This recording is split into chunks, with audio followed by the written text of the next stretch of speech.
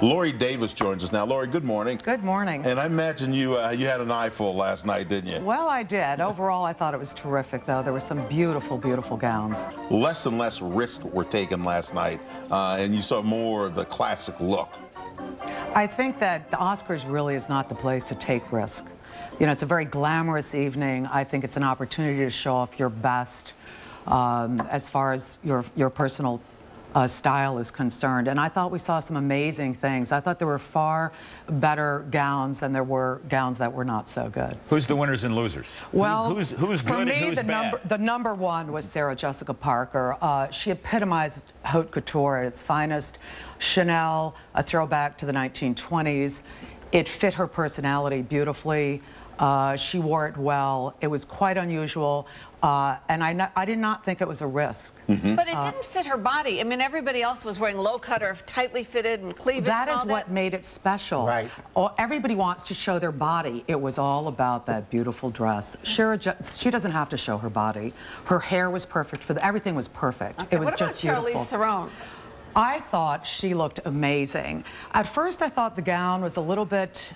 It was different, absolutely, but that come hither bodice was a little bit enticing. That's what I saw when I saw it. Come hither bodice. It was all out glamour. She wore it well. Yeah. Beautiful gown. Do you know It looks like two hands reaching I don't. around. Okay. I don't. You know, now who else? Cameron Diaz. I guess is another one that did all right. Spectacular. And what really set her gown off was everything else was complete. It's the first time we've really seen her in a glamorous hairstyle, very Veronica Lake, throwback to the 50s, as the gown was. The full skirt, the tulle, her makeup was impeccable. So I think she knocked it out of the ballpark last night. A couple of questions, too, about the women with curves. You know, you saw a couple of women with curves last night. What did you think about their dress? In particular, Queen Latifah came out in an outfit that was kind of this mauve color thing. Looked very I thought she was absolutely stunning. She's a big woman, but she wore that gown beautifully. It was very elegant. It was soft. I thought it worked very well for her. Yeah, she basically carries herself very, very Beautifully. well. She really does. Were there any you just didn't like? You wish they had a different dress, home, stayed home, a stylist? I have to tell you, Sigourney Weaver was such a disappointment. Really? She's a large woman, a tall woman.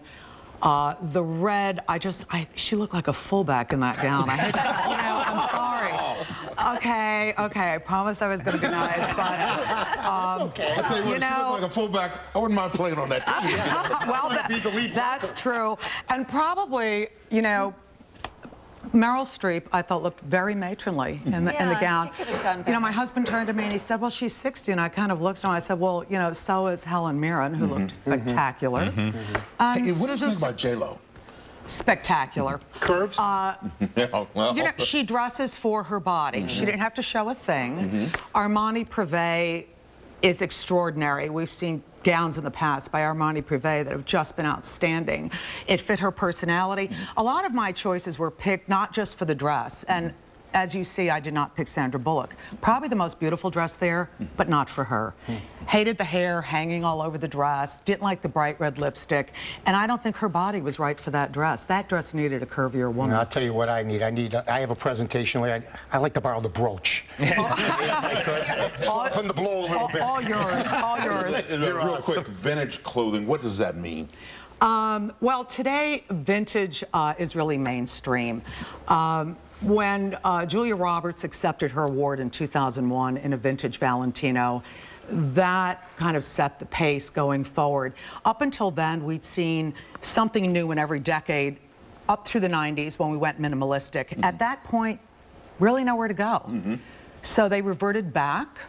The gowns of the past are exquisitely made. The workmanship is something you cannot see today, except at the very highest level of fashion. And so it has become mainstream. Vintage. Okay. Yep. And your boutique is the place to find it. That's exactly right. And this, of course, 3862 North Lincoln Avenue, right here in the city of Chicago. Yes, it is. Thanks so much for stopping by, Laurie. We Lovely greatly to be appreciate here. it. Thanks for the knowledge. For a brooch. All right. Once again, Laurie's address, Lulu's, is at 3862 North Lincoln Avenue here in Chicago. And we've linked it to our website at CBS2 Chicago as well if you want to get more information on the Monsters of Money in the Morning page.